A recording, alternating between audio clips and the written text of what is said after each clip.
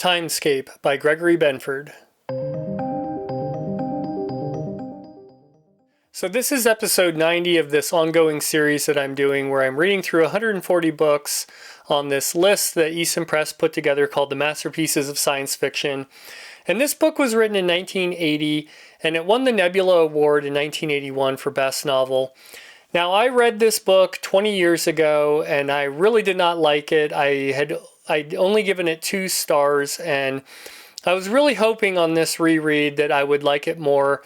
It's a long book. It's about 500 pages.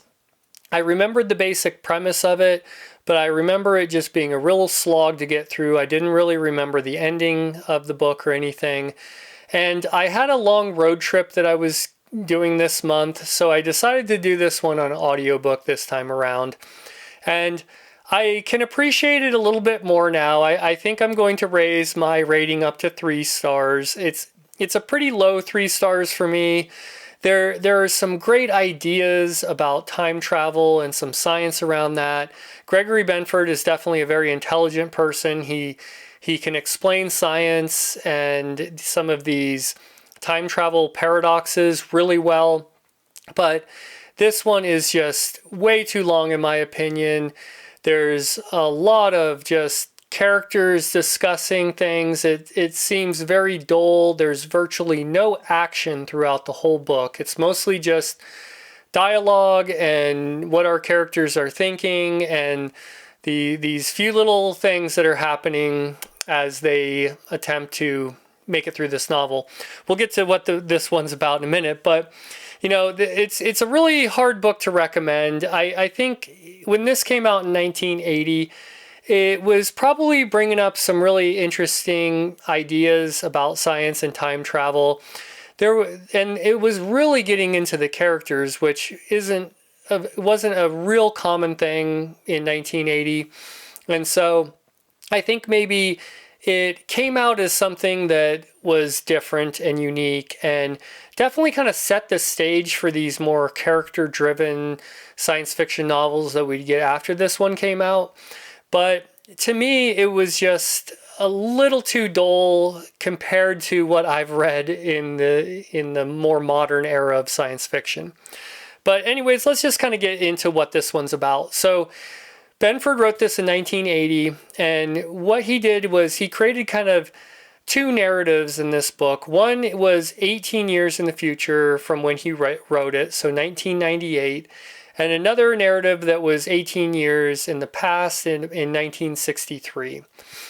So between these 2 time periods is about 36 years. And what we have is some scientists in the future who, you know, humanity is kind of starting to struggle. There's a lot of pollution. There's algae blooms that are happening all over the planet that's kind of messing with crops and resources and all sorts of pollution. There's civil unrest. Everything is starting to look fairly bleak for the future of mankind.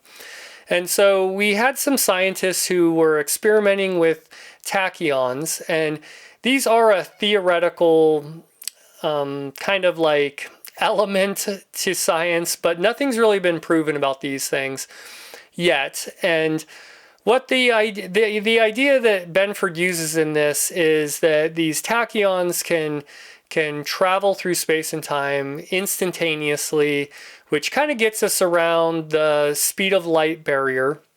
And what these scientists figure out is that as the Earth has been spinning around the sun and the sun is moving through the galaxy and the galaxy is moving through the universe, they pinpointed a place out in space where Earth was 36 years ago.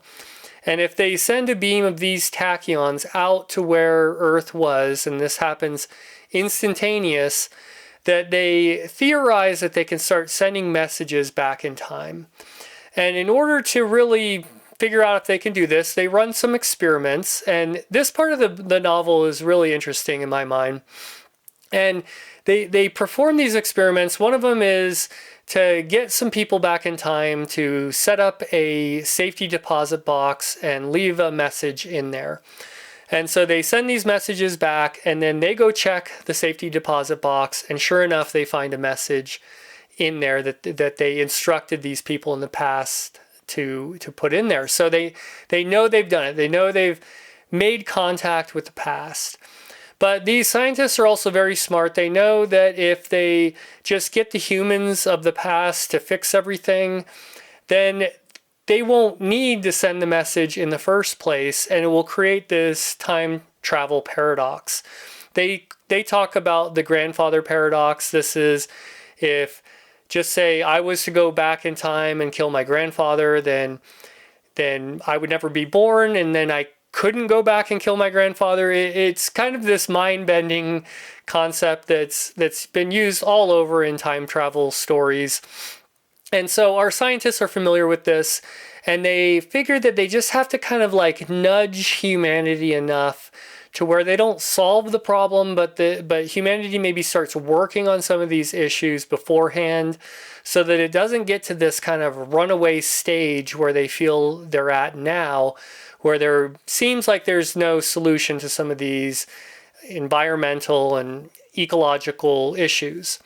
So that part of the story is really interesting. They make contact, and they have to figure out how much information to send back.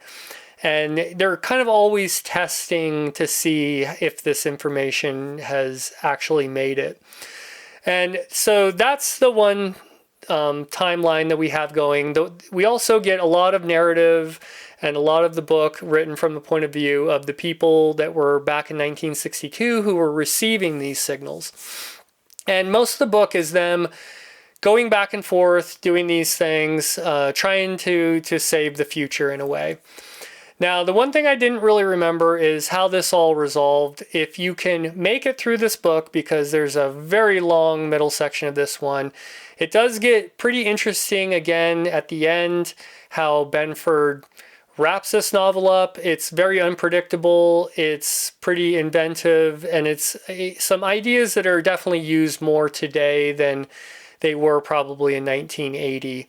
And so the beginning is pretty interesting, the ending is pretty interesting, but there is a long slog in the middle to get through.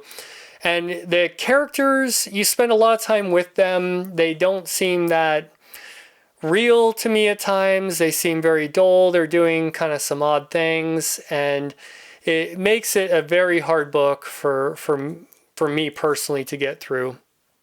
Like I said, I'm not sure I would recommend this to anyone. If you really want to give it a shot, go for it. If not, there's a pretty good Wikipedia summary of it, and you can find out what happens at the end. It kind of cuts out a lot of the fluff and just gives you the events that happen, because like I said, this one doesn't really have any action in it. It's a very long, slow read. So I'm glad I got through it the second time. I do appreciate it a little bit more than the first time I read it, but still not one that I'm going to ever read again. But that being said, I do want to read more from Gregory Benford in the future. He definitely has a good grasp on science. He's a good writer. I know he's written some kind of more far future space operas that sound pretty interesting to me, and some other things that I probably wouldn't mind checking out in the future from him. But that's going to do it for that one. Next up, I'm reading Immortality Inc. by Robert Sheckley.